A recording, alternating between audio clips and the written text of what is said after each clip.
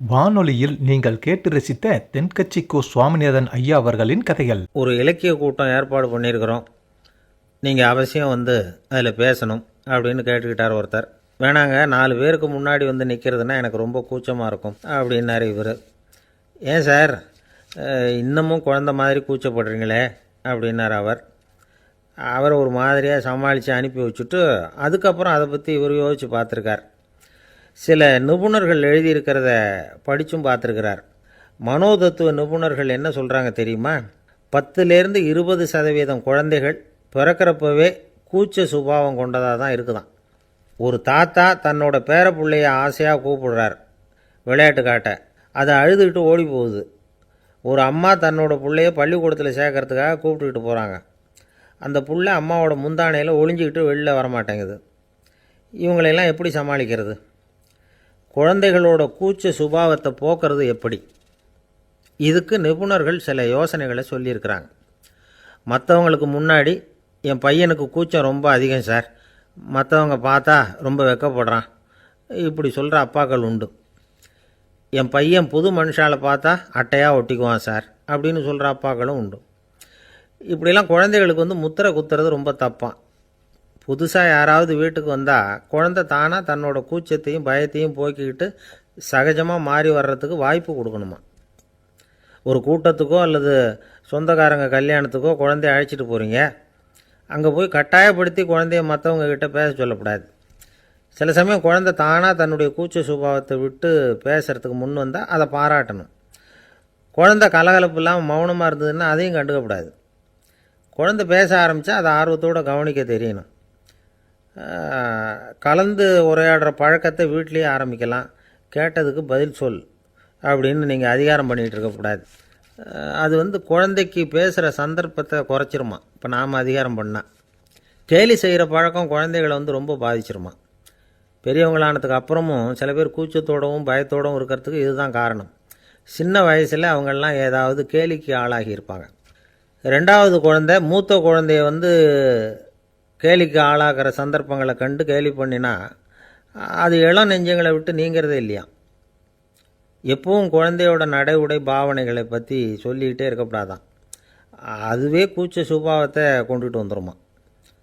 அப்பா எங்கேன்னு யாராவது கேட்டால் இது மாதிரி இன்ன காரியத்துக்காக வெளியில் போயிருக்கார், இத்தனை மணிக்கு திரும்பி வருவார் அப்படின்னு சொல்கிற அளவுக்கு குழந்தைகளை வந்து பழக்கப்படுத்தி வைக்கணும்.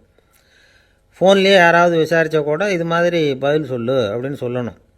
சின்ன சின்ன மீட்டிங்கில் 4 வார்த்தை பேச தயார் பண்ணலாம். ஒரு கடையிலையோ அல்லது ஹோட்டல்லையோ ஏதாவது விவரம் கேட்கணும்னா உங்கள் குழந்தைய தைரியமாக அனுப்புங்க. குழந்தைகள் பணிவாகவும் பொறுமையாகவும் விவரம் கேட்குறப்போ கூச்ச சுபாவம் தானாக போயிடும். சின்ன வயசுலேயே இப்படிலாம் பழக்கப்படுத்தினா தான் வருங்காலத்தில் தைரியமாக இந்த சமுதாயத்தில் வாழ முடியும். இல்லைன்னா 60 வயசுலேயும் அடுப்பங்கரையை விட்டு வெளில வர்றதுக்கு கூச்சப்பட்டுக்கிட்டு தான் இருக்க வேண்டியிருக்கும். இந்த காலத்து பிள்ளைங்க எவ்வளவோ பரவாயில்ல, எதுக்கும் தயங்கிறதில்ல, கூச்சப்படுறதில்ல. ஒரு அம்மா அடுப்பங்கரையிலேருந்து சத்தம் போட்டாங்க, டேய் ராமு, தயவு பண்ணி அந்த டிவியை நிறுத்துறா, அந்த பெண்ணோட குரல் மகா மோசம், அடுப்பங்கரையில் இருக்கிற என்னாலேயே அதை சகிச்சிக்க முடியல அப்படின்னாங்களாம். உடனே பையன் கொஞ்சம் கூட தயங்காமல் பதில் சொல்கிறான், அம்மா, இந்த குரல் டிவியிலேருந்து வரல, எதிர்த்த விட்டு மாமி தான் இங்கே வந்திருக்கிறாங்க, அவங்க தான் இப்போ என்னோட பேசிக்கிட்டு இருக்கிறாங்க அப்படின்னு. ஐயா, உங்கள் பேரை தொடர்ந்து தினம் கேட்டுக்கிட்டு இருக்கிறேன் அப்படின்னார் ஒருத்தர். தொடர்ந்து கேட்குறீங்களே, உங்களுக்கு காது வலிக்கலையா அப்படின்னு கேட்டோம். பேசுகிற உங்களுக்கே வாய் வலிக்கலை அப்படிங்கிறப்போ கேட்குற எங்களுக்கு எப்படி காது வலிக்கும் அப்படின்னார். நம்ம உடம்புல ஒரு அதிசயம் என்ன தெரியுமா? ரொம்ப நேரம் நாம் நடக்கிறோம்னு வச்சுக்கோங்க, கால் வலிக்கும். ரொம்ப நேரம் வேலை செஞ்சால் கை வலிக்கும், உடம்பு வலிக்கும். ரொம்ப நேரம் பார்த்துக்கிட்டே இருந்தால் கண்ணு வலிக்கும். ரொம்ப நேரம் பேசிக்கிட்டே இருந்தால் வாய் கூட வலிக்கும். ஆனால் ரொம்ப நேரம் கேட்டுக்கிட்டே இருக்கிறதுனால காது வலிக்கிறது இல்லை. அதனால் கேட்குறதுக்கு முக்கியத்துவம் கொடுத்தாங்க நம்ம பெரியவங்க. திருவள்ளுவர் வந்து தேவையில்லாமல் வார்த்தைகளை உபயோகப்படுத்த மாட்டார். ஒரு திருக்குறள்னு எடுத்துக்கிட்டாவே அதில் மொத்தம் 7 வார்த்தைகள், அவ்வளவுதான். அப்படி 7 வார்த்தைகள் மட்டுமே உள்ள ஒரு திருக்குறளில் வள்ளுவர் ஒரே வார்த்தையை 5 தடவை உபயோகப்படுத்தியிருக்கிறார், திரும்ப திரும்ப பயன்படுத்தியிருக்கிறார். அப்படின்னா அதை எந்த அளவுக்கு வலியுறுத்தி சொல்கிறார் அப்படிங்கிறத நாம் புரிஞ்சுக்கணும். அது என்ன குறள்? செல்வத்துள் செல்வம் செவிச்செல்வம், அச்செல்வம் செல்வத்துள் எல்லாம் தலை. செவிச்செல்வம்ங்கிறது அவ்வளவு முக்கியமானது. கற்றலின் கேட்டல் நன்று. அதிகம் கேட்கணுங்கிறதுக்காக தான் எவ்வளவு கேட்டாலும் காது வலிக்கிறதில்ல. குறைச்சலாக பேசணும், அதிகமாக கேட்கணும். இன்னொரு விஷயம் கவனிங்க, நம்ம உடம்பில் கண்ணுக்கு மூடி இருக்குது, எதையாவது நாம் பார்க்க விரும்பலைன்னா உடனே கண்ணை மூடிக்கலாம். நம்ம வாய்க்கு மூடி இருக்குது, பேச விருப்பம் இல்லையா, வாயை மூடிக்கலாம். மூக்குக்கு கூட மூடிக்கிற வசதி இருக்குது, எதையாவது முகர விருப்பம் இல்லையா, மூச்சை அடக்கிக்கலாம். ஆனால் பாருங்கள், காதுக்கு மூடி கிடையாது, அதை கையால் தான் மூட முடியும். யார் என்ன சொன்னாலும் அது நல்லதோ கெட்டதோ காதில் விழுந்துக்கிட்டு தான் இருக்கும். அறிவு தான் நல்ல விஷயங்களை எடுத்துக்கிட்டு கெட்ட விஷயங்களை விட்டுடணும். நல்ல கருத்துக்கள் நம்ம காதில் நிறைய விழுந்துக்கிட்டே இருக்கணும். அதை கேட்டு நாம் நல்லபடியாக வாழணுங்கிறது தான் படைப்பின் விருப்பம்.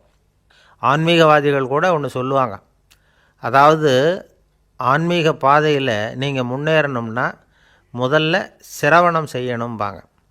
அதாவது பெரியவங்க சொல்கிற நல்ல கருத்துக்களை கேட்கணும் அப்படின்னு அதுக்கு அர்த்தம். அதனால் யார் நல்ல கருத்துக்களை சொன்னாலும் அதை காது கொடுத்து கேளுங்க. இவ்வளவு கருத்துக்களையும் நம்ம நேயர் ஒருத்தர்கிட்ட சொல்லிகிட்டு இருந்தோம். அவரும் சரி சரின்னு தலையாடிக்கிட்டே இருந்தார். அப்புறம் சொன்னார், நீங்கள் சொல்கிறது சரிதான் சார், காதுக்கு மூடி இல்லைங்கிறது ரொம்ப சரி, அதனால தான் உங்கள் தகவல் கூட நாங்கள் விரும்புகிறோமோ இல்லையோ தினம் காதில் விழுந்துக்கிட்டு இருக்குது அப்படின்னார். எங்களுக்கு ரொம்ப பெருமையாக இருந்தது. அப்படியா அப்படின்னோம். ஆனாலும் என்ன மாதிரி சில பேர் நீங்கள் தகவல் சொல்கிற சமயத்தில் காதில் மூடி இல்லையேன்னு சொல்லி கவலைப்படுறதில்ல சார் அப்படின்னார். ஏன்னு கேட்டோம். காதை மூடுறதுக்கு தானே வசதி இல்லை, ரேடியோவை மூடுறதுக்கு வசதி இருக்குதுல்ல, அதனால் டக்குன்னு அதை மூடி வச்சுருவோம் அப்படின்னார். வங்க நாவலாசிரியர் சரத் சந்திரர் ஒரு நண்பர் அவர்கிட்ட வந்தார். வழக்கமாக எல்லா எழுத்தாளர்கள்கிட்டையும் கேட்குற ஒரு கேள்வியை கேட்டார். நீங்கள் எழுத்துத்துறைக்கு வந்தது எப்படி, இதுதான் கேள்வி. அதை தெரிஞ்சு என்ன பிரயோஜனம்னார் சரத் சந்திரர். சும்மா சொல்லுங்களேன், தெரிஞ்சுக்கிறேன் அப்படின்னார் வந்தவர். சரி சொல்கிறேன்னு ஆரம்பித்தார். நான் ரங்கூனில் வேலை பார்த்துக்கிட்டு இருந்தேன். சம்பளம் பத்தல, வேலையும் பார்த்துக்கிட்டு ஒரு பலசரக்கு கடை வைக்கலாம்னு நினச்சேன். என்னால் மளிகை கடை வச்சு சரியாக நடத்த முடியுமாங்கிற சந்தேகம் என் மனைவிக்கு. அதை சோதனை பண்ணி பார்க்கணுங்கிறதுக்காக சில பொருள்களின் அளவு, அதோட விலை, இப்படி சிலதை சொல்லி எல்லாத்தையும் மனக்கணக்காக கூட்டி போட சொன்னாங்க. என்னால் சரியாக கூட்டி சொல்ல முடியல. உங்களால் மளிகை கடை நடத்த முடியாதுன்னு சொல்லிவிட்டாங்க. உடனே என்ன பண்ணுறது, வேறு வழி இல்லை, கதை எழுத ஆரம்பிச்சிட்டேன் அப்படின்னார். கேட்டவருக்கு சிரிப்பு வந்துட்டு தான். சரத் சந்திரர் ஒரு பக்கம் சீரியஸான நாவல்கள், சிறுகதைகள் எழுதியிருந்தாலும் அவருடைய இன்னொரு பக்கம் வேறு விதம். நண்பர்கள்கிட்ட பேசும்பொழுதும் சரி, அவர்களுக்கு கடிதங்கள் எழுதும்போதும் சரி, கேலியும் கிண்டலும் நகைச்சுவை உணர்வும் அதிகமாக இருக்கும். காந்திஜி ஒரு சமயம் கல்கத்தாவுக்கு வந்திருந்தார். தேசபக்தர்கள் பல பேர் அவர்கிட்ட பேசிக்கிட்டு இருந்தாங்க. அப்போது சரத் சந்திரரும் அங்கே இருந்தார். கிரண் சங்கர் ராய் அப்படிங்கிறவரும் அங்கே இருந்தார். அவர் சொன்னாராம், காந்திஜியோட பழகிய முதல் வங்காளி நான் தான். போயர் யுத்த காலத்தில் இவர் லண்டனுக்கு வந்திருந்தப்போ என்கிட்ட தான் வங்காள மொழி கற்றுக்கிட்டார் அப்படின்னாராம். உடனே சரத் சந்திரர் காந்திஜியை பார்த்து, இவர் உங்களுக்கு வங்காள மொழி கற்றுக் கொடுத்தது உண்மைதானா அப்படின்னாராம். ஆமான்னாராம் காந்தி. அதனால தான் உங்களால் வங்காள மொழி கற்றுக்க முடியல அப்படின்னாராம். எல்லாரும் சிரித்தாங்களாம். சரத் சந்திரர் சாம்தாபேர் அப்படிங்கிற கிராமத்தில் தங்கியிருந்தார் ஒரு இலக்கிய நிகழ்ச்சியில் கலந்துக்கிறதுக்காக. அதுக்காக ஒரு கல்கத்தாவுக்கு போக வேண்டிய சூழ்நிலை. அதுக்காக புறப்பட்டார். அந்த சமயத்தில் பின்னாடி இருந்து யாரோ அவரை கூப்பிட்டாங்க. இப்படி கூப்பிட்டவரை பார்த்து இன்னொருத்தர் யாரோ அதட்டி இருக்கிறாங்க. போகிறவரை ஏன் இப்படி கூப்பிடுறீங்க அப்படின்னு. ஏன் கூப்பிட்டா என்னன்னு கேட்டிருக்கார் சரத் சந்திரர். புறப்படுறவங்கள பின்னாடி இருந்து கூப்பிடுறது அபசகுனம், போகிற இடத்துல ஏதாவது ஆபத்து வரலாம் அப்படின்னு அதுக்கு விளக்கம் கொடுத்துருக்கிறார் அவர். உடனே சரத் சந்திரர் சொன்னாராம், இதோ இவங்க என்னை இலக்கிய கூட்டத்துக்கு அழைச்சிட்டு போகிறாங்களே, இதை விட வேறு என்ன ஆபத்து வந்துட போகுது அப்படின்னாராம். இப்படி சரத் சந்திரருக்கு இயல்பாகவே நகைச்சுவை உணர்வு உண்டு. அவருடைய நண்பர் ஒருத்தர் வீட்டுக்கு கூப்பிட்டுருந்தார். அங்கே ஒரு கச்சேரிக்கு ஏற்பாடு பண்ணியிருந்தாங்க. சரத் சந்திரருக்கு இயல்பாகவே கச்சேரியில் நீண்ட ஆலோசனையெல்லாம் கேட்குறதுக்கு பொறுமை இருக்காது. அதனால் மெதுவாக பாட போகிறவர் எப்படி அப்படின்னு கேட்டிருக்கார். அவருக்கு ரொம்ப நல்லா பாட தெரியும் அப்படின்னு சொல்லியிருக்கிறாங்க. அதுக்கு சரத் சந்திரர், பாட தெரியுங்கிறது சரி, பாட்டை நிறுத்த தெரியுமா அதை சொல்லுங்கள் முதல்ல அப்படின்னாராம். கங்கை கரை தோட்டம் பக்கத்தில் ஒரு ஆசிரமம், அங்கே ஒரு பெரியவர் தங்கியிருக்கிறார். அவர் தான் ராமகிருஷ்ண பரமஹம்சர். அந்த ஆசிரமம் இருந்த இடம் கரக்பூர். வங்காளத்தில் பொதுவாக எல்லோரும் மீன் சாப்பிட்றது உண்டு. கங்கையில் குளிச்சுட்டு கையில் ஒரு மீனோடு வர்றது வழக்கம்.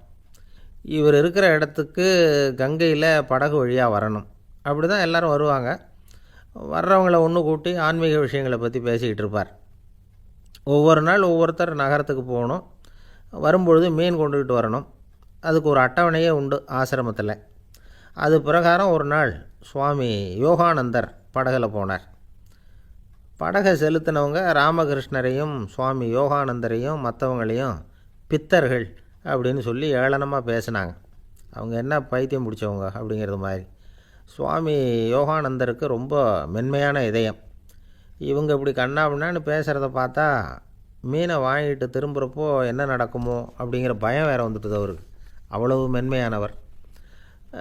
இதை தெரிஞ்சுக்கிட்ட ராமகிருஷ்ணர் யோகானந்தா இங்கே வா அப்படின்னு கூப்பிட்டார். இவர் கண்ணீரை தொடச்சிக்கிட்டே கிட்ட போனார். சொன்னார், ஐயா, படகு ஓட்டுறவங்க உங்களை பற்றி மோசமாக பேசுகிறாங்க. என்ன திட்டினா பரவாயில்ல, ஆனால் உங்களை அவங்க திட்டுறாங்க. அதை என்னால் தாங்கிக்க முடியல அப்படின்னார். இதை கேட்டதும் ராமகிருஷ்ணருக்கு கோபம் வந்துட்டு தான். என்னது, உன்னுடைய குருவை பற்றி அவங்க மோசமாக பேசும்பொழுது நீ சும்மா இருந்தியா? வெளியில் போ அப்படின்னு விட்டார். குரு நிந்தனை செய்கிறப்போ அதை கேட்டுக்கிட்டு சும்மா இருக்கலாமா? குரு நிந்தனையை கேட்டால் பாவம் இல்லையா? என்னை தூற்றும்போது அவங்க பாவம் செய்கிறாங்க. அதை கேட்டுக்கிட்டு நீ சும்மா இருந்தால் நீயும் பாவம் செய்கிற அப்படின்னாராம். அடுத்த நாள் சுவாமி நிரஞ்சனானந்தர் போக வேண்டிய நாள். இவர் படகுல போகும்பொழுதும் அதே மாதிரி நடந்து தான். அவங்க மோசமாக பேச ஆரம்பித்தாங்க, திட்ட ஆரம்பித்தாங்க. அப்படி கேலி பண்ண ஒருத்தனை இவர் என்ன பண்ணார், பலார்னு கன்னத்தில் அரைஞ்சிட்டார். இன்னொருத்தனை கங்கையில் தூக்கி எறியறதுக்கும் தயாராகிட்டார். அதுக்கப்புறம் அவங்க யாரும் வாயை திறக்கலை. மீன் வாங்கிட்டு வர்றப்பவும் படகுல ஒரே அமைதி. அவ்வளவு பயம் அவங்களுக்கு. ராமகிருஷ்ணர் கூப்பிட்டு விசாரித்தார் என்ன நடந்ததுன்னு. இவர் சொன்னார், அவர் யோகானந்தா போகும்பொழுது என்ன நடந்ததோ அப்படியே தான் இப்போவும் நடந்தது. குரு நிந்தனை செய்கிறத கேட்டுக்கிட்டு நான் சும்மா இருப்பேனா? ஒருத்தனை அப்படியே அரைஞ்சுட்டேன், இன்னொருத்தனை ஆற்றுல தூக்கி போட்டுருவேன்னு பயமுறுத்தினேன், அவ்வளவுதான் அப்படின்னாராம். இப்போவும் ராமகிருஷ்ணருக்கு கோபம் வந்துட்டு தான். என்ன இது, அணியறது காஷாயம், இருக்கிறது ஆசிரமம், உனக்கு இவ்வளவு கோபம் வந்ததுன்னா அப்புறம் என்னத்துக்கு ஆசிரமத்தில் இருக்கணும்? பிரம்மச்சாரி எப்பவும் அமைதியாக இருக்கணும் அப்படின்னு அறிவுரை சொன்னாராம் ராமகிருஷ்ணர். அப்போ இவர் கேட்டாராம், ஏங்க அவருக்கு ஒரு விதமான அறிவுரை சொன்னீங்க, எனக்கு வேறு விதமாக அறிவுரை சொல்கிறீங்க, இதில் எது உண்மை அப்படின்னு கேட்டிருக்கார். இதுக்கு ராமகிருஷ்ணர் சொன்ன பதில் என்னென்னா, அட அசடே, சக்கரத்தில் காற்று அதிகமாக இருந்தால் குறைக்கணும், குறைச்சலாக இருந்தால் கூட்டணும். அவன் சாது, அவனுக்கு அதிக உணர்ச்சி தேவை, உனக்கு படபடப்பு அதிகம், உனக்கு பொறுமை தேவை அப்படின்னாராம். இதில் உள்ள கருத்து என்னென்னா, கல்விங்கிறது எப்படின்னா அதை சூழ்நிலைக்கு தகுந்த மாதிரி கற்பிக்கணும். எல்லாருக்கும் ஒரே மாதிரி கற்பிக்கக்கூடாது. கேட்குறவர் தகுதி, புரிஞ்சுக்கிற திறமை, இதை பொறுத்து கல்வி அமையணும். ஆரம்ப காலத்தில் ஒரு குரு, அப்போ ஒரு சீடன் இருந்தான். அது வேடிக்கையான குரு, வேடிக்கையான சீடன். ஒரு ஆசிரமம். ஒரு நாள் ஒருத்தன் அவசரமாக அந்த குருவை தேடி வந்திருக்கிறான். என்ன விஷயம்னு விசாரித்தார் குரு. உங்கள் சீடர் என்னை அடிச்சுட்டார் அப்படின்னு புகார் பண்ணானா அந்த ஆள். குரு சீடனை கூப்பிட்டார். அடிச்சியா இந்த ஆளை அப்படின்னு கேட்டாராம். ஆமான் இருக்கான் சீடன். ஏன் அடித்தே அப்படின்னு கேட்டாராம். இந்த ஆள் உங்களை பற்றி மட்டமாக பேசிவிட்டான், என்னால் அதை தாங்கிக்க முடியல, அதனால தான் அடிச்சுட்டேன்ருக்கான். அப்படி என்ன பேசினா அப்படின்னு கேட்டாராம். உன்னுடைய குருநாதர் இப்போல்லாம் அர்த்தமில்லாமல் பேச ஆரம்பிச்சுட்டார் அப்படின்னு சொல்லிவிட்டான், அதனால தான் அடிச்சுட்டேன் அப்படின்னானா. அதுக்காக அடித்தே அப்படின்னாராம். நான் அதுக்காக அடிக்கலை குருவே, இப்போல்லாம் நீங்கள் அர்த்தம் இல்லாமல் பேசுகிறதாக அவன் சொல்கிறான், அப்படின்னா இது வரைக்கும் நீங்கள் அர்த்தத்தோடு பேசினதாகத்தானே அர்த்தம், அது தப்பு தானே, அதனால தான் அடித்தேன் அப்படின்னானா. ஒரு பெரியவர் உட்கார்ந்துருக்கிறார். அவரை சுற்றி அவருடைய தோழர்கள் உட்காந்துருக்கிறாங்க. ஏதோ ஒரு முக்கியமான செய்தியை அவர் அவங்களுக்கு சொல்லிகிட்டு இருக்கிறார். அவங்களும் ஆர்வமாக கேட்டுக்கிட்டு இருக்கிறாங்க. இந்த சமயத்தில் யாரோ ஒரு ஆள் வேகமாக அங்கே வர்றார். வர்ற வேகத்திலேயே எனக்கு ஏதாவது உதவி செய்யுங்க அப்படின்னு கேட்டுக்கிட்டே வர்றார். கேட்குறது உதவி, ஆனால் குரல் மிரட்டுறது மாதிரி இருக்குது, அதட்டி கேட்குறது மாதிரி இருக்குது. இதை கேட்டதும் அந்த பெரியவர் ஆத்திரப்படலை, ஆனால் அவரை சுற்றி இருந்தவங்க ஆத்திரப்பட்டாங்க. இதை பெரியவர் கவனித்தார். கொஞ்சம் அமைதியாக இருங்கன்னார். வந்தவரை கூப்பிட்டார். அவருக்கு சில பொருள்களை கொடுத்தார். என்னங்க இப்போ உங்களுக்கு மகிழ்ச்சி தானே அப்படின்னார். ஆ ஆ அப்படின்னு அலட்சியமாக அவர் சொல்கிறார். நான் உங்களை நல்ல முறையில் நடத்தினேன்னா அப்படின்னு கேட்குறாரு அவர் மறுபடியும். அதெல்லாம் ஒன்றும் இல்லை அப்படின்னு சொல்லி அவர் சொல்லிகிட்டு இருக்கிறாரு. குரலில் வந்து கடுமை குறையில. சுற்றி இருந்தவங்களால் இதை பொறுத்துக்க முடியல. கோபத்தோடு அவரை நோக்கி நெருங்க ஆரம்பித்தாங்க. பெரியவர் அவங்களையெல்லாம் தடுத்து நிறுத்தினார். வந்தவரை வாங்க என்னோட அப்படின்னு சொல்லி அழைச்சிட்டு போனார். வீட்டுக்கு போனார். அங்கே போனதும் இன்னும் சில பொருள்களை எடுத்து அவர்கிட்ட கொடுத்தார். இப்போ திருப்தி தானே, நான் உங்ககிட்ட நல்ல முறையில் நடந்துக்கிட்டேனா அப்படின்னார். அவர் முகம் இப்போ தான் கொஞ்சம் மலர்ந்தது. ரொம்ப நன்றி, இறைவன் வந்து உங்கள் குடும்பத்துக்கு எல்லா நன்மைகளையும் செய்வான் அப்படின்னு சொன்னார். இதே வார்த்தைகளை என்னுடைய தோழர்கள்கிட்டே வந்து சொல்லிட்டீங்கன்னா அவங்க கோபம் தணிஞ்சிரும், வர முடியுமான்னார்.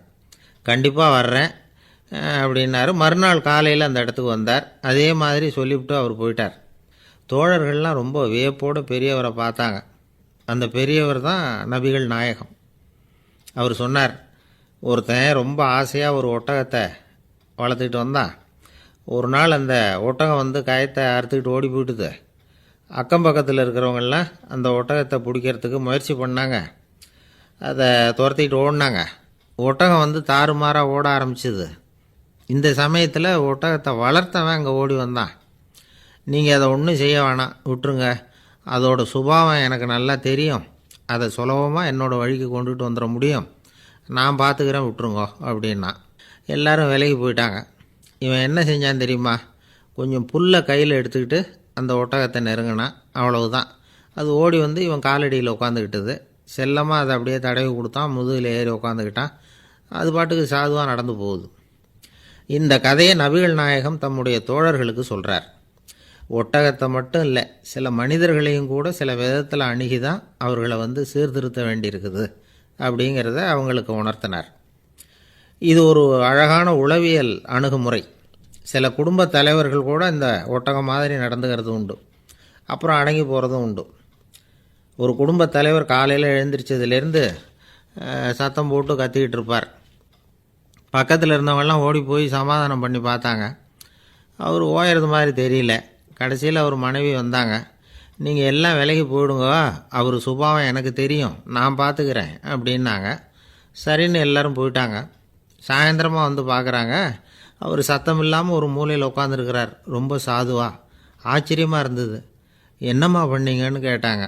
அது ஒன்றும் இல்லைங்க, ஒரு வேளை சாப்பாட்டை நிறுத்தினேன், பட்னி போட்டேன், அவ்வளவுதான் அப்படின்னாங்க அந்த அம்மா. ஒரு ராஜா ஊரெல்லாம் சுற்றி பார்த்துட்டு வரலாம்னு ஒரு நாள் புறப்பட்டு போனார். ஒரு இடத்துல தறி நெசவு வேலை ரொம்ப மும்முரமாக நடந்துக்கிட்டு இருந்தது. ஒரு பெரியவர் தறியால் நெசவு வேலை செஞ்சுக்கிட்டு இருந்தார்.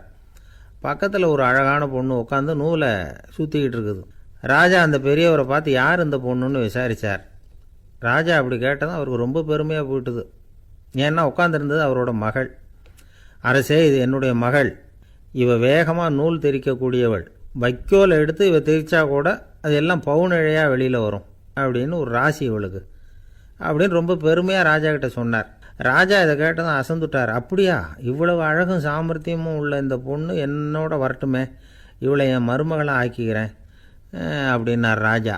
அந்த பெரியவருக்கு ஒன்றும் புரியல. ஏதோ கொஞ்சம் பெருமையாக சொல்ல போக அது இப்படி ஆகிட்டுதே அப்படின்னு கவலைப்பட்டார். இருந்தாலும் ராஜா பேச்ச தட்ட முடியுமா? மகளை அனுப்பி வச்சுட்டார். ராஜா அந்த பொண்ணை அரண்மனைக்கு அழைச்சிட்டு வந்தார். அங்கே ஒரு அறையில் வச்சு பூட்டி விட்டார். அந்த ரூமு நிறைய வைக்கோலை கொண்டாந்து போட்டு அடைச்சாங்க. 3 ராட்டைகள் வேறு வச்சுருந்தாங்க. நாளைக்கு பொழுது விடியறதுக்குள்ளே நீ இந்த வைக்கோலையெல்லாம் தங்க இழைகளாக மாற்றி காட்டணும். நாளைக்கு காலம்புற வந்து நான் இந்த அறை கதவை திறப்பேன். உன் தகப்பன் சொன்னது மாதிரி எல்லாம் தங்கமாக மாறி இருக்கணும், இல்லைன்னா நீ உயிர் தப்ப முடியாது அப்படின்னு உத்தரவு போட்டார். பாவம் அந்த பொண்ணு என்ன பண்ணும், பகல் பூரா அழுதுகிட்டே உட்காந்துருக்குது. ராத்திரி பூராவும் தூக்கம் வரல. மறுநாள் அதிகாலை நேரத்தில் யாரோ கதவை தட்டுற சத்தம் கேட்டுது. பயந்துக்கிட்டே கதவை திறக்கிறா. திறந்து பார்த்தா வெளியில் 3 அவலட்சணமான பெண்கள்.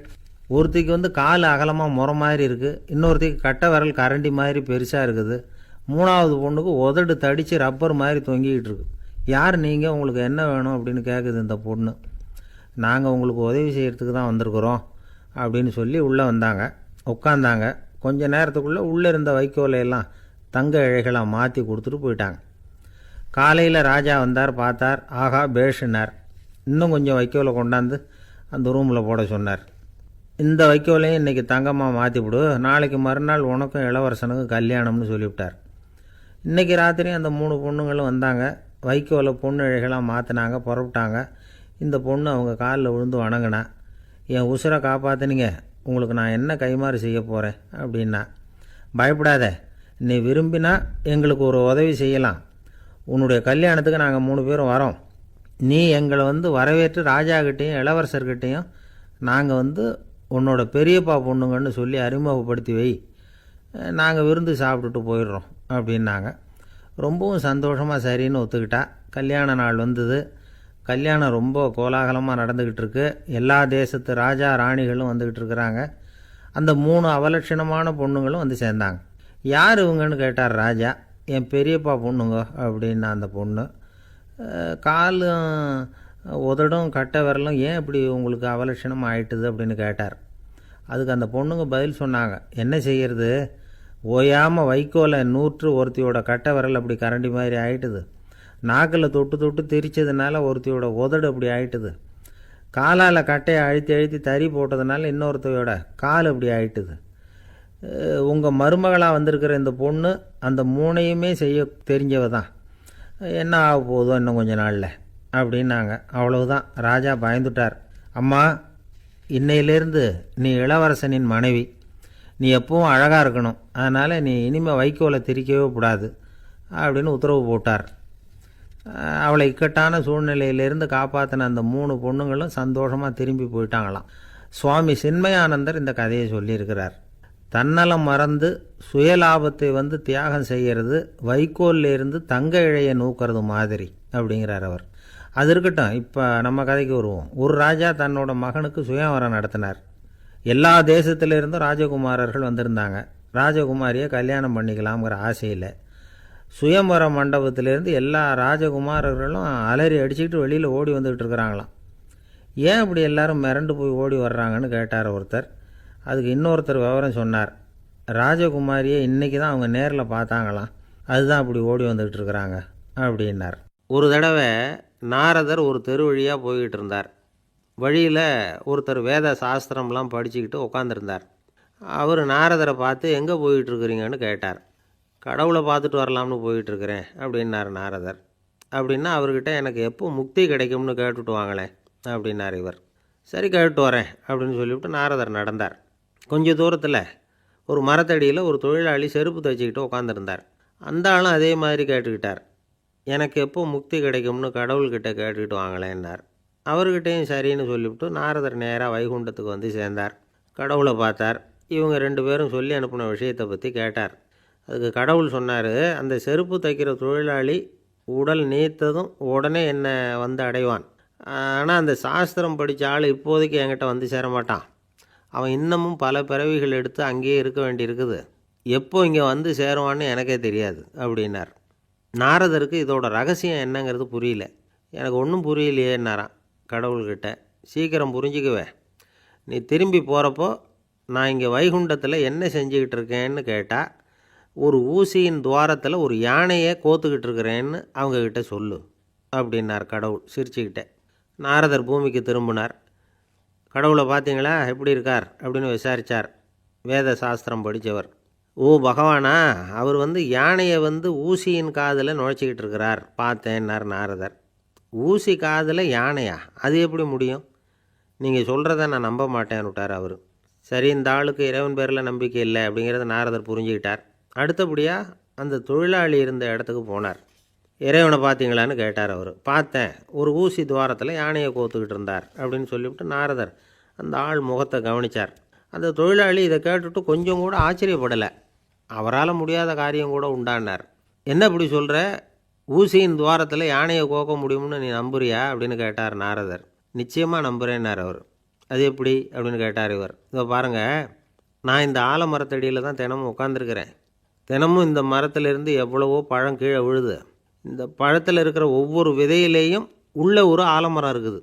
ஒரு சின்ன விதைக்குள்ளே ஒரு பெரிய ஆலமரம் இருக்க முடியுங்கிறப்போ ஊசி துவாரத்தில் கடவுள் யானையை நுழைய வச்சாருங்கிறத ஒத்துக்கிறதுல என்ன கஷ்டம் இருக்குது அப்படின்னு ரொம்ப சர்வசாதாரணமாக பதில் சொன்னாராம் அந்த தொழிலாளி. நாரதர் யோசனை பண்ணார்.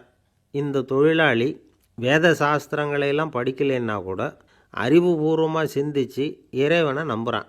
அதனால தான் கடவுள் இந்த ஆளுக்கு சீக்கிரம் முக்தி கிடைக்கும்னு சொன்னார் அப்படிங்கிறத புரிஞ்சுக்கிட்டாராம். இந்த கதையில் வர்ற கடவுள், நாரதர், வைகுண்டம் இதெல்லாம் ஒரு பக்கம் இருக்கட்டும்.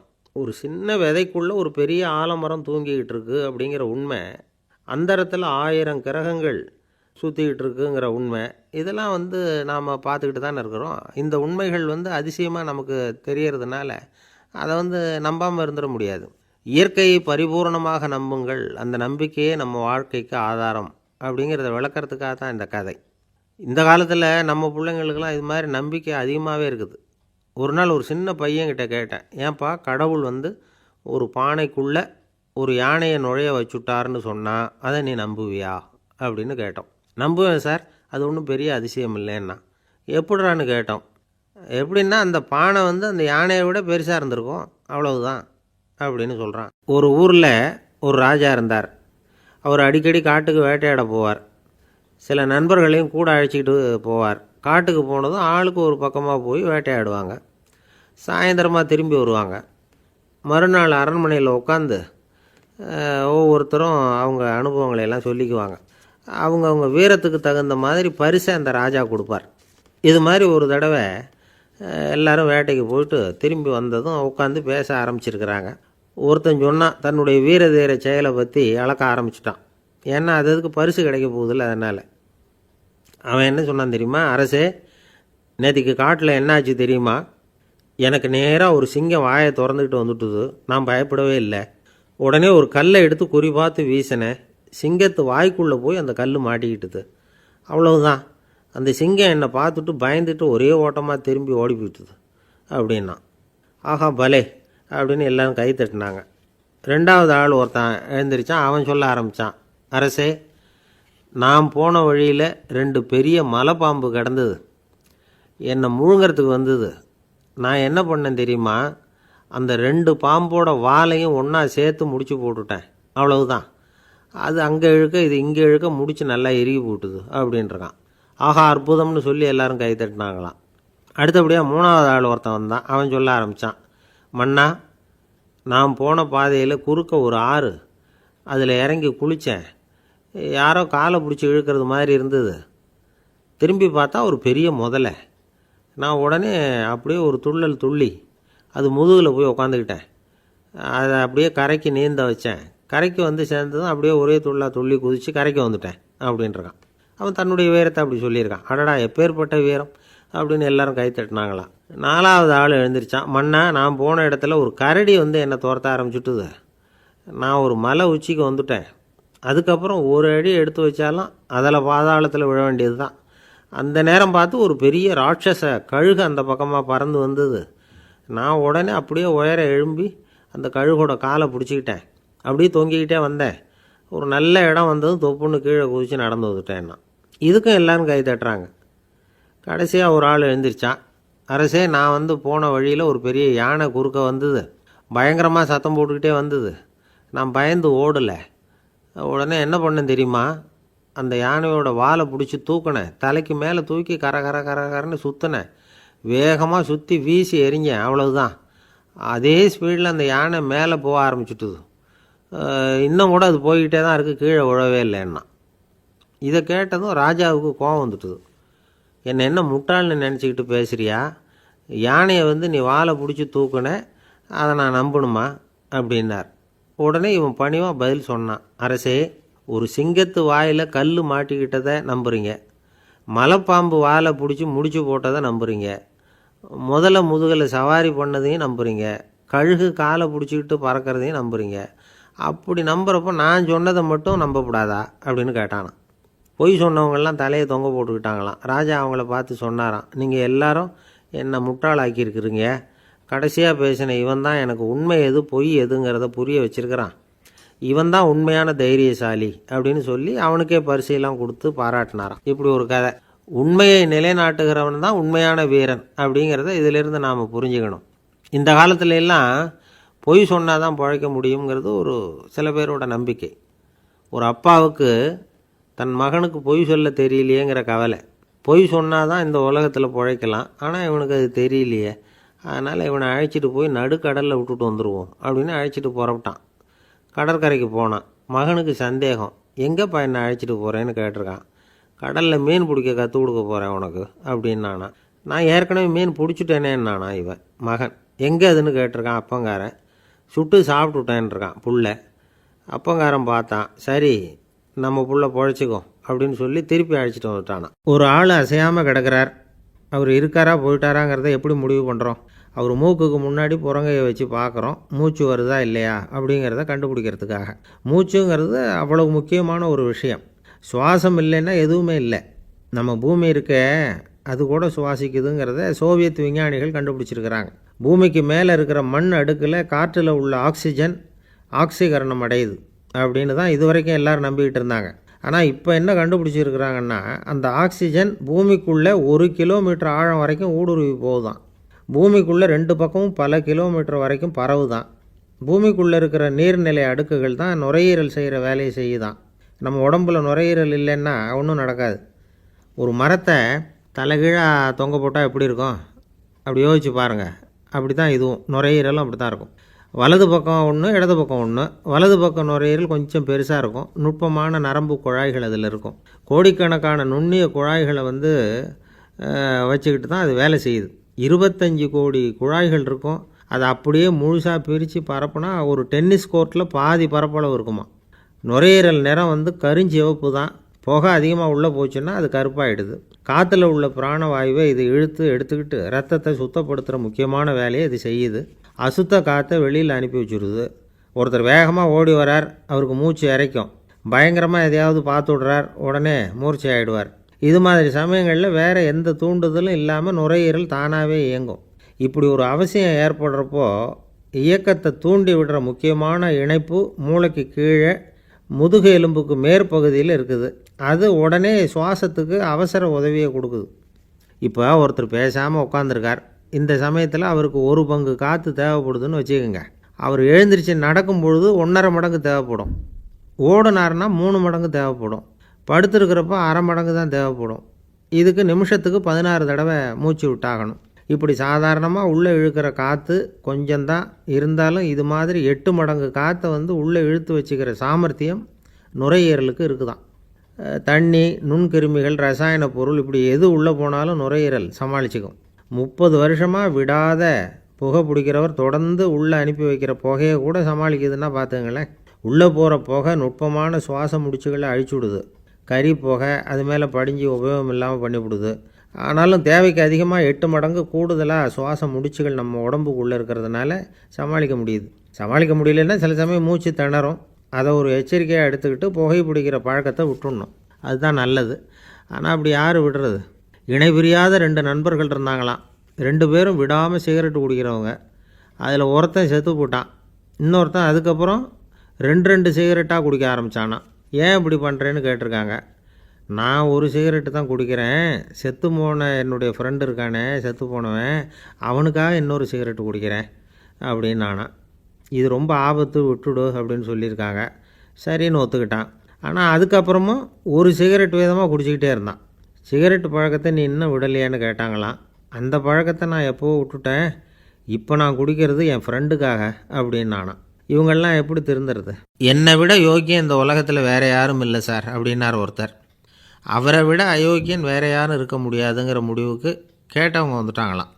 மனுஷனுக்கு இருக்கிற ஒரு மிகப்பெரிய குறையே தன்கிட்ட இருக்கிற குறை அவனுக்கு தெரியாமல் போகிறது தான். ஆனால் அடுத்தவங்ககிட்ட இருக்கிற குறை இவனுக்கு தெளிவாக தெரிஞ்சிடும்.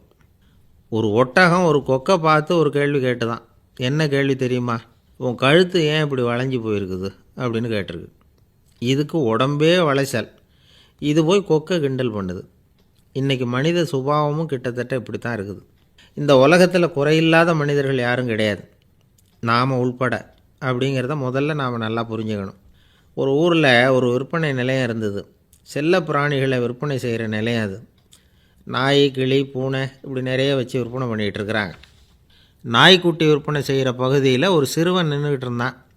விற்பனை செய்கிற ஆளுகிட்ட விலை கேட்டுக்கிட்டு இருந்தான். அதோ இருக்குதே அந்த நாய்க்குட்டி என்ன விலை அப்படின்னு கேட்டானா. 1000 ரூபா அப்படின்னாரான். சரி அது வேணாம், இது என்ன விலைன்றிருக்கான். 500 ரூபா அப்படின்னாரான். இந்த சின்ன பையன் கையில் வச்சுருந்தது வெறும் 50 ரூபா தான். அதனால் இதை விட குறைச்சலாக கிடைக்குமான்னு பார்த்துருக்கான். அந்த கடையில் ஒரு மூலையில் சரியாக கவனிக்கப்படாமல் ஒரு நாய்க்குட்டி படுத்து கிடந்தது. பாவமாக கத்திக்கிட்டு இருந்தது. அதை பார்த்ததுமே இவனுக்கு அது ரொம்ப பிடிச்சி போச்சு. உடனே அந்த கடைக்காரரை பார்த்து, அதுவும் அந்த மூலையில் படுத்து கிடக்குதே அந்த நாய்க்குட்டி என்ன விலை அப்படின்னு கேட்டிருக்கான். தம்பி, அது ஒரு கால் ஊனம், அதனால் அது உன்னோட குதித்து விளையாடவோ ஓடுறதோ அதால் முடியாத காரியம் அப்படின்ட்டுருக்கார் அவர். அது தெரிஞ்சுதாங்க கேட்குறேன், அதோட விலை என்ன அதை மட்டும் சொல்லுங்களேன் அப்படின்ட்டுருக்கான். தம்பி, இது வந்து கால் ஊனம் உள்ள ஒரு நாய். இதை போய் காசு கொடுத்து வாங்கிறதுக்கு யாராவது பிரியப்படுவாங்களா? இதை நான் உனக்கு இலவசமாகவே தர்றேன், எடுத்துகிட்டு போ அப்படின்னாரான். இதை கேட்டதும் அந்த சிறுவனுக்கு கோவம் வந்துட்டு தான். நீங்கள் ஒன்றும் சும்மா கொடுக்க வேணாம், இந்தாங்க 50 ரூபா, இதை வச்சுக்கிட்டு நாய்க்குட்டியை கொடுங்க அப்படின்ட்டுருக்கான். அவருக்கு ஒன்றும் புரியல, ஆச்சரியமாக இருந்தது. சரின்னு பணத்தை வாங்கிட்டு நாய்க்குட்டியை தூக்கி கொடுத்தார்.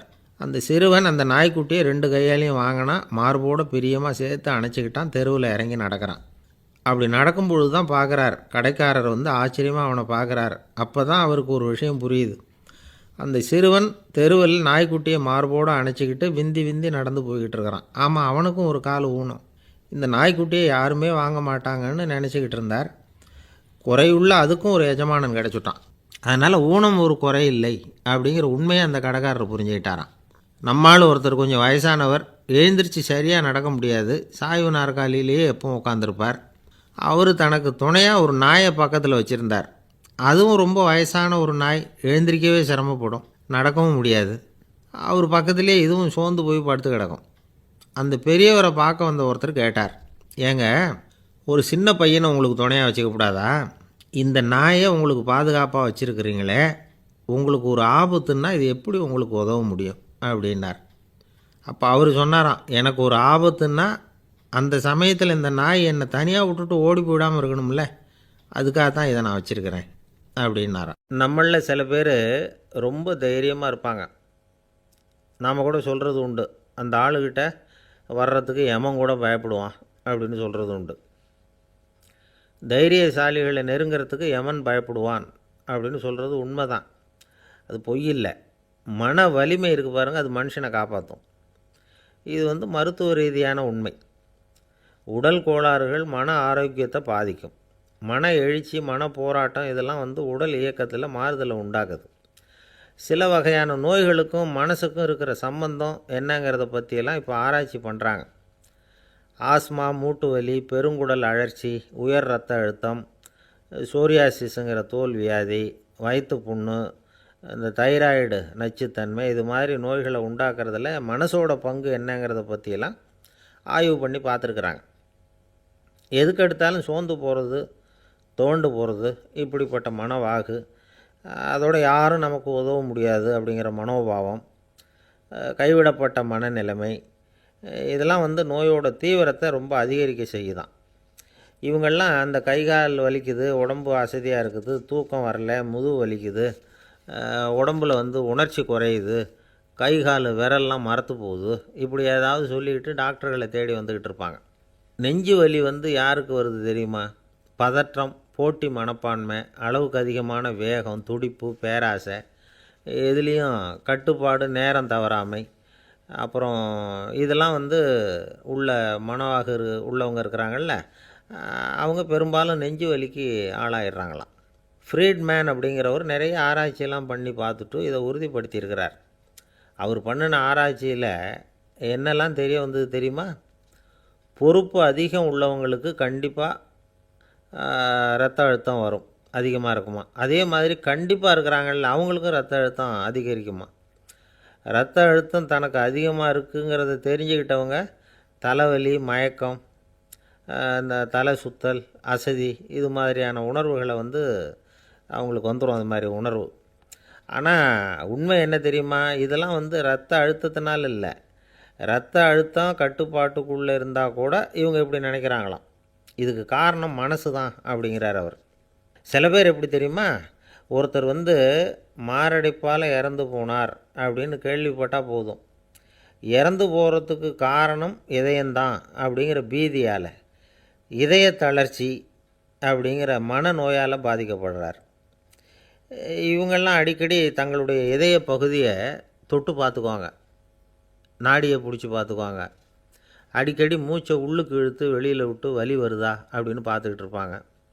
வேறு எங்கேயாவது வலிச்சா கூட நெஞ்சை வலிக்குதா அப்படின்னு பார்ப்பாங்க. நெஞ்சு வலிக்குதுன்னு கூட சில பேர் சொல்ல ஆரம்பிச்சிருவாங்க. ஆஸ்மாவுக்கும் மனசுக்கும் சம்பந்தம் உண்டு. தீர்வு காண முடியாத மன போராட்டங்கள் எல்லாத்துக்கும் அடுத்தவங்களையே சார்ந்து இருக்கிற மனநிலை, இதெல்லாம் ஆஸ்மாவினுடைய தீவிரத்தை வந்து அதிகப்படுத்திடும். பயம், இது எப்படின்னா என்ன நடக்குமோங்கிற பதற்ற நிலை, அப்புறம் இந்த பயம் இதெல்லாம் வந்து சுவாசித்தலை வந்து அதிகரிக்க செய்யுது இல்லையா? இதனால் இரத்தத்தின் காரத்தன்மை அதிகமாகி நோயின் தீவிரமும் அதிகமாகுது. மன போராட்டம், மனக்கவலை, மன இறுக்கம் இதெல்லாம் வந்து தோல் வியாதியை தூண்டி விடுதான். இது மாதிரி இன்னும் எவ்வளவோ இருக்குது. அதனால் இன்றைக்கி நமக்கு தேவை என்னென்னா மன வலிமை, மலர்ந்த முகம். இது ரெண்டும் இருந்துட்டுதுன்னா பலவிதமான நோய்கள் நம்மக்கிட்ட நெருங்கி வராது. டாக்டர் என்ன நெருங்காமல் இருக்கிறதுக்கு நான் ஒரு காரியம் பண்ணுறேன் அப்படின்னார் ஒருத்தர். அவர் என்ன அர்த்தத்தில் சொன்னார்னா, டாக்டர் வந்து அவரை நெருங்காமல் இருக்கிறதுக்கு அவர் ஒரு காரியம் பண்ணுறாராம். நண்பர்கிட்ட சொன்னார். நண்பர் கேட்டார், அது என்ன காரியம் பண்ணுற அப்படின்னு கேட்டார். தினம் ஒரு ஆப்பிள் பழம் சாப்பிட்றேன்னார் அவர். ஏன்னா ஆங்கிலத்தில் ஒரு பழமொழி சொல்லுவாங்கள்ல, an apple a day keeps doctor away அப்படிம்பாங்க. ஒரு ஆப்பிள் பழம் சாப்பிட்டா டாக்டர் விலகியே இருப்பார், டாக்டர்கிட்ட போக வேண்டிய அவசியம் இருக்காது அப்படிங்கிறதுக்காக அந்த பழமொழி சொல்கிறது. என்ன, நான் யாருமே நெருங்காமல் இருக்கிறதுக்கு நான் ஒரு காரியம் பண்ணுறேன்னார் இன்னொருத்தர். டாக்டர் நெருங்காமல் இருக்கிறதுக்கு ஆப்பிள் பழம் சாப்பிட்றேன்னார் அவர். என்னை யாருமே நெருங்காமல் இருக்கிறதுக்கு நான் ஒரு காரியம் பண்ணுறேன்னார் இன்னொருத்தர். அது என்னன்னு கேட்டோம். தினம் ஒரு பூண்டு சாப்பிட்றேன்னார். ஏ கார்லிக் எ டே கீப்ஸ் எவ்ரிபடி அவே அப்படின்னு அதுக்கு ஒரு புது விளக்கமும் கொடுத்தார். காசி மாநகரத்தை பிரம்மதத்தன் அப்படிங்கிற ராஜா ஆட்சி பண்ணிட்டு வந்தார். அவர் ஒவ்வொரு வருஷமும் ஒரு திருவிழா நடத்துறது வழக்கம். எல்லா தேசத்திலிருந்தும் எல்லா வகையான ஜனங்களும் அதில் வந்து கலந்துக்குவாங்க. ஒரு சமயம் அது மாதிரி விழா நடந்துக்கிட்டு இருந்தது. வைகுண்டத்திலேருந்து தேவலோகத்திலேருந்து நிறைய தேவகுமாரர்கள்லாம் காசி நகருக்கு அப்போது வந்திருந்தாங்க. அதில் முக்கியமாக ஒரு 4 தேவகுமாரர்கள். அந்த 4 பேரையும் சுற்றி ஏகப்பட்ட கூட்டம். அப்படி என்ன விசேஷம் அவங்கக்கிட்ட அப்படின்னா, மற்றவங்கள விட அவங்க முகம் அழகாக இருந்ததா அப்படி பார்த்தா அப்படியும் இல்லை.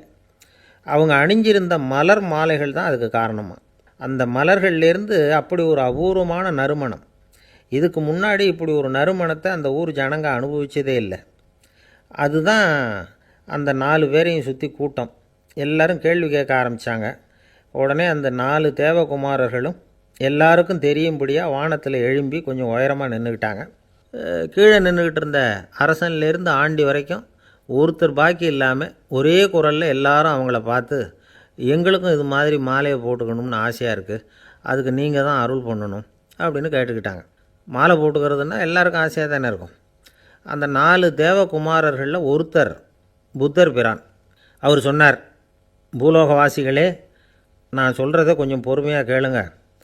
கக்காரு அப்படிங்கிற கற்பக விருட்சத்தின் மலர்களால் தொடுக்கப்பட்டது இந்த மாலை. இதுக்கு நிறைய சக்தி உண்டு. எந்த காலமும் இது வாடாது, வாசனையும் குறையாது. ஆனால் இதை அணிந்து கொள்கிறதுக்கு சில தகுதிகள் தேவை அப்படின்னார்.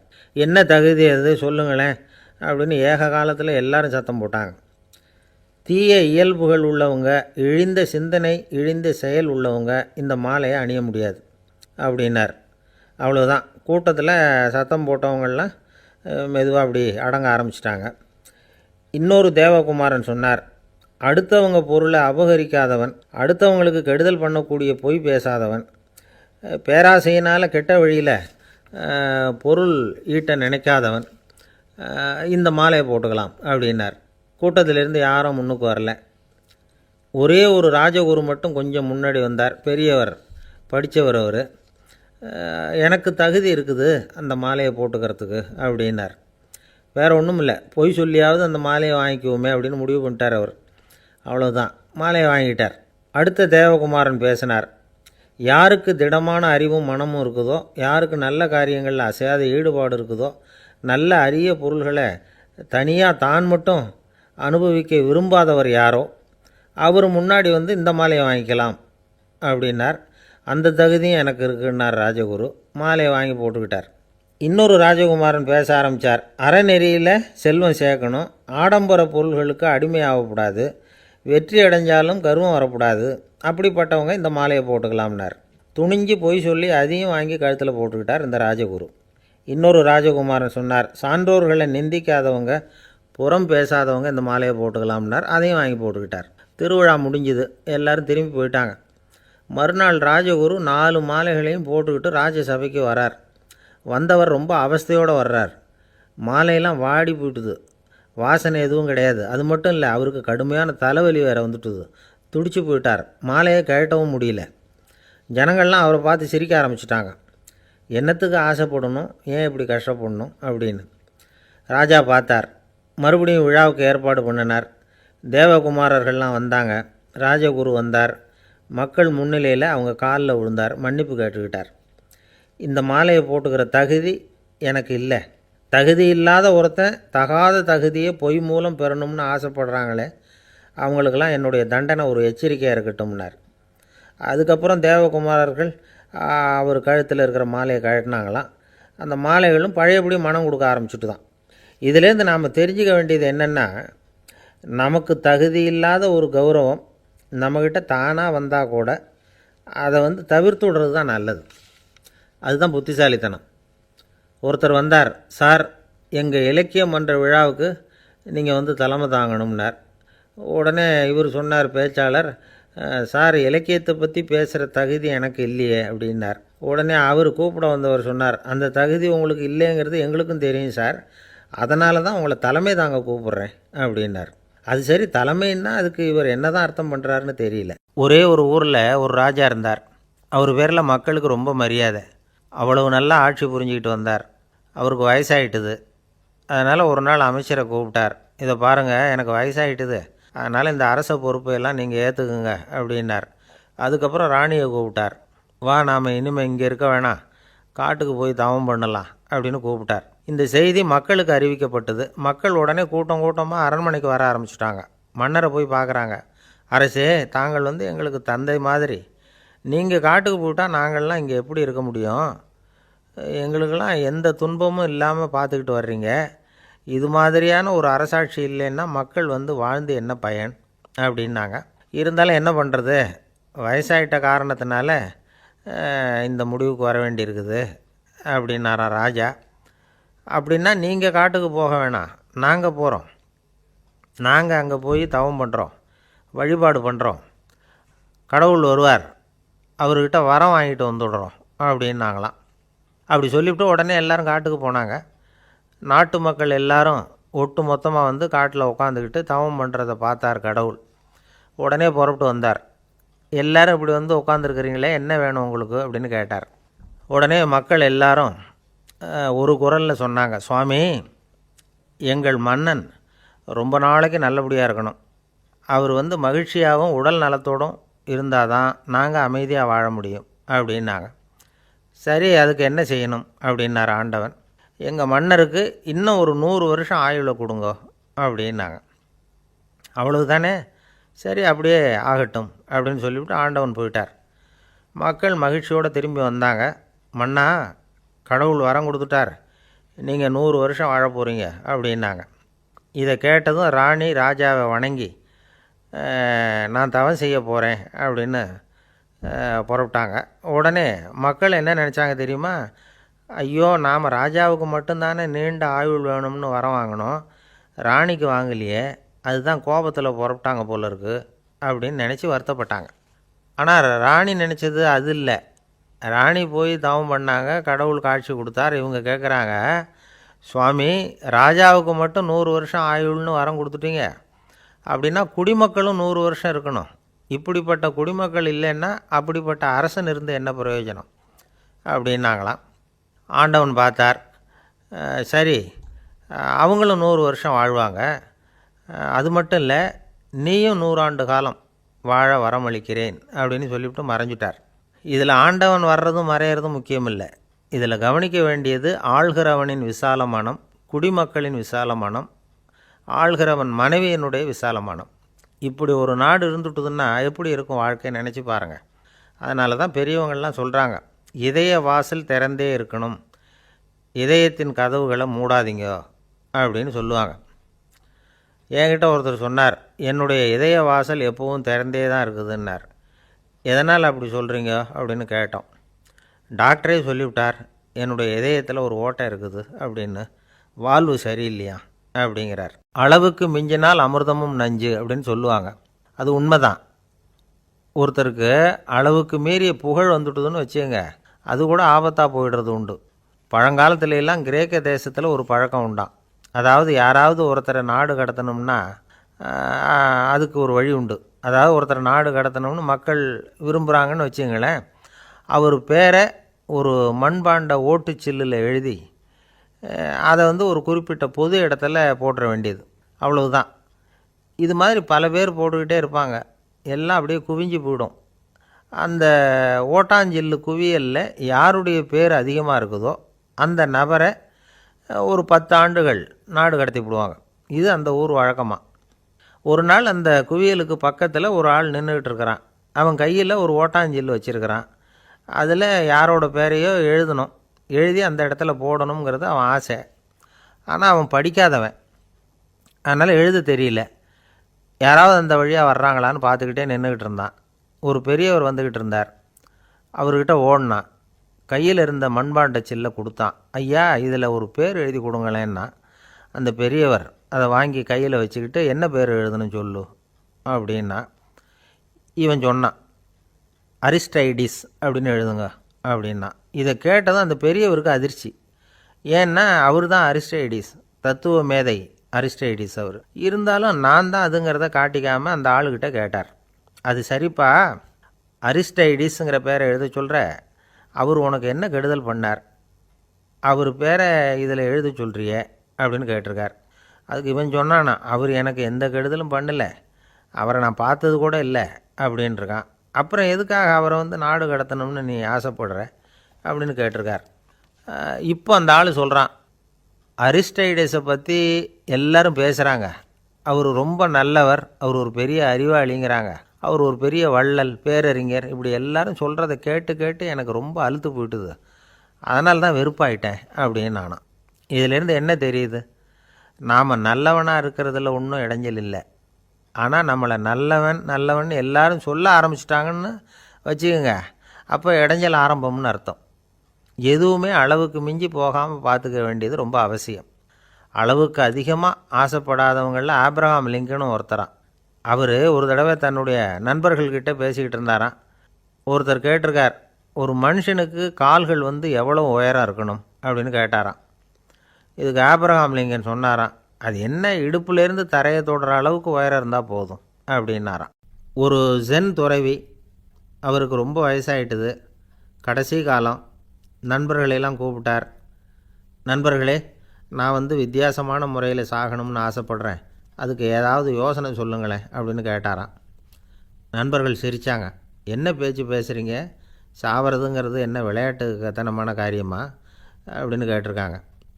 அந்த துறவி கொஞ்ச நேரம் யோசனை பண்ணார். அப்புறம் கேட்டாராம், இது வரைக்கும் யாராவது நடந்துக்கிட்டே இறந்துருக்குறாங்களா அப்படின்னாராம். எல்லாரும் இல்லைன்னாங்களாம். ஒருத்தர் மட்டும் சொல்லியிருக்கார், அப்படியும் ஒருத்தர் இறந்துருக்கிறதாக ஒரு கதையில் படிச்சிருக்கிறேன், ஒரு ஞானியால் தான் அப்படியெல்லாம் செய்ய முடியும் அப்படின்னு அவர் சொன்னாராம். சரி, அப்படின்னா அந்த முறை நமக்கு வேணாம், நின்றுக்கிட்டே யாராவது உயிரை விட்டுருக்காங்களா அப்படின்னு விசாரித்தாராம். அப்படியும் ஒருத்தர் இறந்துருக்கிறார் அப்படின்னாங்களாம். மறுபடியும் அந்த துறவி யோசனை பண்ணியிருக்கிறார், ஏதாவது வித்தியாசமான முறையில் நாம் போகணும் அப்படிங்கிறது அவருடைய விருப்பம். மனிதன் எப்படி வாழ்கிறானோ அப்படி இறப்பது தான் நல்லது. சரி, யாராவது தலைகீழாக யோகம் செய்யும் நிலையில் இறந்துருக்கிறாங்களா அப்படின்னு விசாரித்தாராம். நண்பர்கள் சிரித்தாங்க. தலைகீழாக நின்னபடி இறந்ததாக நாங்கள் கேள்விப்பட்டதே இல்லை, அது முடியாத காரியம் அப்படின்ட்டுருக்காங்க. இப்போ அந்த துறவிக்கு திடீர்னு உற்சாகம் வந்துட்டுது. உடனே எழுந்திரிச்சார், தலைகீழாக நின்னார், அப்படியே உயிரை விட்டுட்டார். அவ்வளோதான். அந்த மடாலயத்தில் ஒரே குழப்பம், எப்படி அவரை கீழே இறக்கி படுக்க வைக்கிறது அப்படின்னு புரியல. இப்படி உயிர் விடுறதை பற்றி அவங்க இது வரைக்கும் கேள்விப்பட்டதும் இல்லை. உண்மையிலேயே இவர் இறந்து தான் போனாராங்கிறதும் தெரியல. சோதித்து பார்த்தாங்க, இதய துடிப்பு, நாடி துடிப்பு எல்லாம் நின்று போயிருந்தது. இவர் எப்போவும் இப்படி தான், என்ன பண்ணுறது இப்போது அப்படின்னு சொல்லி எல்லோரும் குழம்பிக்கிட்டு இருக்கிற சமயத்தில் ஒரு பெரிய ஒரு யோசனை சொன்னார். இந்த துறவியோட மூத்த சகோதரி பக்கத்து மடாலயத்தில் இருக்கிறாங்க, அவங்கள இங்கே அழைச்சிட்டு வந்தால் ஏதாவது வழி கிடைக்கும் அப்படின்னார். அந்த அம்மாவுக்கு 90 வயசு. அழைச்சிட்டு வந்தாங்க. ஒரு குச்சியை ஊன்றிக்கிட்டு அப்படியே மெதுவாக நடந்து வந்தாங்க. வந்து தம்பி தலைகீழாக நின்று உயிர் விட்டு இறக்கிறத பார்த்தாங்க. தம்பின்னு கூப்பிட்டு பார்த்தாங்க, ஒன்றும் காணோம். உடனே என்ன பண்ணாங்க, தன்னுடைய கைத்தடியால் தம்பியோட உடலை ஒரு தட்டு தட்டினாங்க. ஏப்பா சாகிறப்பவும் உன்னுடைய குறும்புத்தனத்தை விடலையா? இப்படியாடா சாகிறது, ஒழுங்காக செத்து தொலை அப்படின்னாங்களாம். அவ்வளவுதான். உடனே அந்த துறவி திரும்பி நேராக நின்னார். அக்கா கோவப்படாத, நான் ஒழுங்காக சாகிறேன், எப்படி செத்தா என்ன, எல்லாம் எனக்கு ஒன்று தான் அப்படின்னு சொல்லிவிட்டு அப்படியே தரையில் படுத்து உயிரை விட்டாராம். அதுக்கப்புறம் அந்த அம்மா கோலை வந்து கையில் எடுத்துக்கிட்டு அப்படியே திரும்பி கூட பார்க்காம அவங்க பாட்டுக்கு போயிட்டாங்களாம். மரணத்தை ஒரு விளையாட்டாக ஆக்கிய அந்த துறவிக்கு வாழ்க்கையே ஒரு விளையாட்டாக தான் இருந்திருக்குது. எந்த நோக்கமும் இல்லாமல் செயல்படுறதுன்னா என்னங்கிறதும் அவருக்கு தெரிஞ்சிருக்குது. பயனை எதிர்பார்க்காமல் பணி செய்து வாழ்ந்து மறைந்த மகான் அவர். தம்முடைய தொழிலை வந்து விளையாட்டு போல் செய்ய தெரிஞ்சவருக்கு வாழ்க்கையே ஒரு விளையாட்டாக மாறிடும். எல்லாமே விளையாட்டாகி விடுகிற போது மரணமும் விளையாட்டாகிவிடும் அப்படிங்கிறது தான் அந்த தத்துவம். ஆனால் அதுக்கு முன்னாடி உங்களுக்குள்ளே இருக்கிற உண்மையான நடிகனை வந்து நீங்கள் அடையாளம் கண்டுபிடிக்கணும். நீங்கள் நடிக்க வேண்டியதே இல்லை, நீங்கள் ஏற்கனவே நடிச்சுக்கிட்டு தான் இருக்கிறீங்க. நீங்கள் இந்த உண்மையை தெரிஞ்சுக்கணும், அவ்வளவுதான். இதுதான் ஞானிகளுடைய கருத்து. நீங்கள் தெருவில் நடந்து போயிட்டுருக்கிறீங்க, எதிரில் வர்றவர் உங்களை பார்த்து எப்படி இருக்கிறீங்கன்னு கேட்குறார். நல்லா இருக்கிறேங்கிறீங்க. உண்மையிலேயே நாம் நல்லா இருக்க மாட்டோம், ஏதாவது உடம்புல கோளாறு இருக்கும். ஆனால் அப்படி சொல்லுவோம் நல்லா இருக்கிறேன் அப்படின்னு. அது நடிப்பு தானே. உங்களை சந்தித்ததில் ரொம்ப மகிழ்ச்சி அப்படின்னு சொல்கிறோம். உடனே கொஞ்சம் நிதானமாக யோசித்து பாருங்கள், உண்மையிலேயே உங்கள் மனசு மகிழ்ச்சி அடைஞ்சுட்டுதா? அது நடிப்பு தானே. வாழ்க்கையை சரியாக புரிஞ்சுக்கிட்டால் எல்லாமே நடிப்புங்கிறது புரியும். கல்யாண பத்திரிக்கை அனுப்பியிருந்தேனே, ஏன்டா வரலன்னு கேட்டான் ஒருத்தன். வந்திருந்தேனே அப்படின்னானா இவன். டேய் ஏன்டா போய் சொல்கிற, நான் பத்திரிக்கையே உனக்கு அனுப்பலையே அப்படின்ட்டுருக்கான் அவன். அதுக்கு இவன் சொன்னானா, பத்திரிக்கை அனுப்புனேன்னு நீ போய் சொல்கிறப்போ கல்யாணத்துக்கு வந்தேன்னு நான் போய் சொல்லக்கூடாதா அப்படின்னானா. ஒரு பெரிய பியானோ கலைஞர் வியன்னாவில் இருந்தார். ரொம்ப புகழ்பெற்ற இசை கலைஞர் அவர். இங்கிலாந்து மகாராணி விக்டோரியா அவருடைய சங்கீதத்தை கேட்கணும்னு ஆசைப்பட்டாங்க. அவரை அரண்மனைக்கு கூப்பிட்டாங்களாம். பியானோ வாசிக்க சொல்லி கேட்டாங்களாம். இவரும் ரொம்ப பிரமாதமாக வாய்ச்சி காட்டியிருக்கார். உடனே பாராட்டி பரிசுகள்லாம் கொடுத்து அனுப்புனாங்களாம். அந்த இசையை கேட்குறதுல அரசிக்கு ரொம்பவும் ஆர்வம் உண்டு. அதனால் அதுக்கப்புறமும் அந்த கலைஞர் அடிக்கடி அரண்மனைக்கு வர வேண்டிய அவசியம் ஏற்பட்டது. ஏன்னா அரசி கூப்பிட ஆரம்பித்தாங்க. இவர் போகணும், அங்கே இசை நிகழ்ச்சி நடத்தணும். இவர் அங்கே பாடி வாசிக்கிறது உண்டு. ஒரு தடவை வந்து மகாராணி அவரை பார்த்து உங்கள் நாட்டு தேசிய கீதம் பாடுங்களேன் அப்படின்னு கேட்டாங்களாம். உடனே அவர் தன்னுடைய நாடான ஆஸ்திரியாவின் தேசிய கீதத்தை பாடியிருக்கிறார். அவர் பாட ஆரம்பித்த உடனே மகாராணி எழுந்திரிச்சு நின்னாங்களாம்.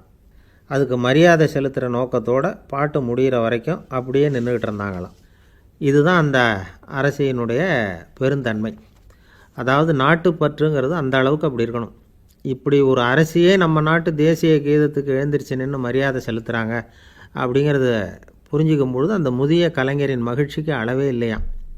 அதுக்கப்புறம் அந்த பியானோ கலைஞர் ஒரு நாள் தன்னுடைய நண்பர் ஒருத்தர்கிட்ட பேசிக்கிட்டு இருந்தாராம். அப்போ சொன்னாராம், மகாராணியார் வந்து எனக்கு எவ்வளவோ பரிசுகள்லாம் கொடுத்துருக்குறாங்க. ஒரு தடவை எனக்கு வைரக்கல் பதித்த அணி ஒன்றை கூட பரிசாக கொடுத்தாங்க. ஆனால் அதை விட உயர்ந்த விலை மதிக்க முடியாத அணி என்ன தெரியுமா? நான் என்னுடைய நாட்டு தேசிய கீதத்தை நான் பாடுறப்போ அவங்க எழுந்திரிச்சு நின்று மரியாதை செலுத்தினாங்களே, அதுதான் எனக்கு கிடைச்ச மிகப்பெரிய பரிசு அப்படின்னாராம். எனக்கு தெரிஞ்ச சங்கீத வித்வான் ஒருத்தர் இருக்கார். சமீபத்தில் ஒரு நாள் அவரை பார்த்தேன். எப்படி போயிட்டுருக்கு உங்கள் தொழில் அப்படின்னு கேட்டேன். ரொம்பவும் வித்தியாசமாக போயிட்டுருக்குங்க அப்படின்னார். என்ன சொல்கிறீங்க அப்படின்னேன். முன்னாடியெல்லாம் நான் பாடினா எதிரில் இருக்கிறவங்க தான் எழுந்திரிச்சு போயிட்டு இருந்தாங்க. இப்போ எப்படின்னா நான் பாட ஆரம்பிச்சுட்டா உடனே பக்கவாத்தியக்காரனே எழுந்திரிச்சு போயிடுறான் அப்படின்னார் ரொம்ப வேதனையோட. பொங்கல் திருநாள். பொங்கல் திருநாள்னால் இது ஏதோ அறுவடை திருநாள் அப்படின்னு சொல்லுவோம். அதாவது வருஷம் பூரா நாம் பாடுபட்டு அதனுடைய பலனை அனுபவிக்கிற நாள் அப்படிங்கிறது நாம் சொல்லிகிட்டு இருக்கிறது. இது முக்கியமாக இது வந்து ஒரு நன்றி அறிவிப்பு நாள் அப்படின்னு சொல்லுவாங்க. இன்றைக்கி வந்து நிறைய நன்றி அறிவிப்பு கூட்டம்லாம் நடந்துக்கிட்டு இருக்குல்ல, அது மாதிரி விவசாயிகள் நடத்துகிற ஒரு நன்றி அறிவிப்பு விழா இது. யாருக்கு நன்றி சொல்கிறாங்கன்னா ஆதவனுக்கு. அதாவது சூரியன் இல்லைன்னா விவசாயம் இல்லை. அதனால் ஆதவனுக்கு நன்றி செலுத்துகிற நாளாக இந்த பொங்கல் திருநாளை நாம் கொண்டாடுறோம். அதாவது இந்த பொங்கலில் விவசாயிகள்கிட்டேருந்து நிறைய பண்புகளை நாம் தெரிஞ்சுக்க வேண்டிய நாள் இது. விவசாயிகள் அவங்க விவசாயம் முன்னேறி இருக்கிற அளவுக்கு விவசாயிகளுடைய வாழ்க்கை தரம் முன்னேறலை. அந்த அளவுக்கு அவர்கள் நாட்டுக்காக உழைச்சிக்கிட்டு இருக்கிறாங்க. அந்த காலத்திலே அதை பற்றி ஒரு கதை சொல்கிறது உண்டு. ஒரு வயசான ஆள் நிலத்தில் ஏறு உழுதுகிட்டு இருந்தாராம். கிழிஞ்சு போன ஒரு சின்ன துண்டை தான் இடுப்பில் கட்டியிருந்தாராம். தலையில் ஒரு கந்தலை சுற்றி இருந்தார். உடம்பு பூரா சேரு, ரொம்ப ஏழை. ஏறு ஓட்டிகிட்டு இருக்கிறவர் வேறு எப்படி இருப்பார்?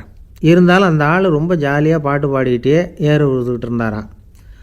உடம்புல தான் அவர் ஏழையை தவிர மனசில் ஒரு ஏழையாக தெரியல. அந்த சமயத்தில் அந்த நாட்டு ராஜா அந்த பக்கமாக குதிரை மேலே வந்தாராம். வேட்டைக்கு போயிட்டு பரிவாரங்களோடு திரும்பி வந்துக்கிட்டு இருக்கிறார். ரொம்ப செல்வ செழிப்பில் இருக்கிற ராஜா அவர் இந்த வயசான விவசாயியை பார்த்துருக்கார். இந்த ஆள் ரொம்பவும் ஏழைங்கிறது அவர் பார்த்தாவே பளிச்சுன்னு தெரியுது. கட்டிக்கிறதுக்கு நல்ல துணி இல்லை, உடம்போ இழைச்சி போயிருக்குது, வயிறு முதுகில் போய் ஒட்டிகிட்டு இருக்கு, கண்ணு குழி விழுந்து போயிருக்குது.